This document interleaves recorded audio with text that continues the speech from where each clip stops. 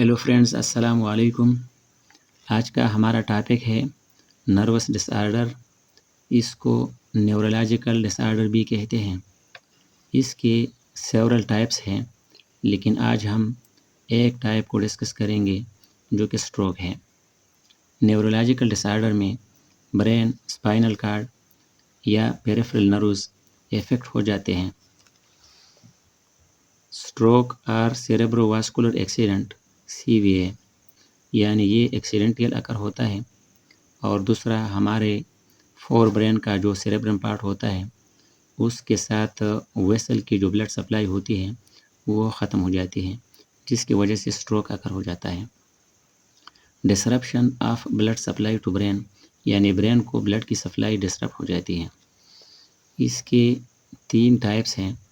Number 1 है ischaemic stroke, blockage in an artery, यानी artery में ब्लॉकेज अकर हो जाती है और आर्टरी जो कि ब्रेन के साथ कनेक्टेड होता है, ब्रेन को ब्लड सप्लाई करता है।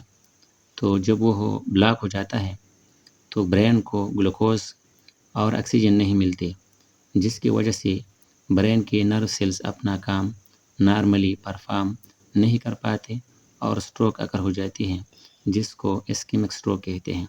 सेकंड नंबर है haemorrhagic stroke, bursting of blood vessel.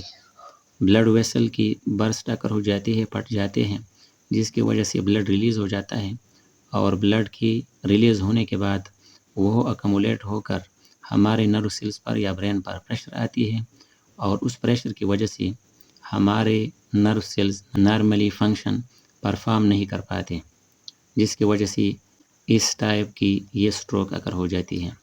Third number है mini strokes, transient ischaemic attacks, TIAs, यानी ये ट्रांजिएंट या मुख्तसर वक्फे के लिए ये अटैक्स आते हैं।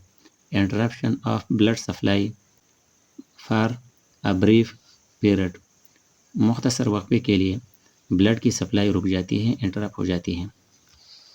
सिम्टम्स में नंबर 1 है नमनेस और weakness on one side, like face, arm और लेग।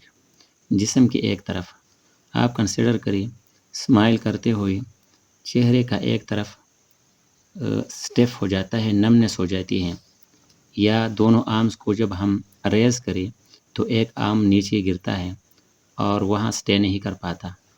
तो यही कॉम्प्लिकेशन होती है और ये एक बेसिक सिम्टम होता है स्ट्रोक का। ट्रबल इन स्पीकिंग, बोलते हुए ट्रबल होती है। स्लर्ड स्पीच होती है, यानी ऐसी स्पीच होती है कि दूसरे लोगों को समझ नहीं आती।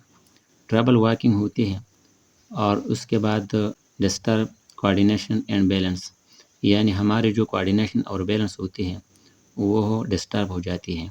तो यही सिम्टम्स थे स्ट्रोक के। Okay, thank you.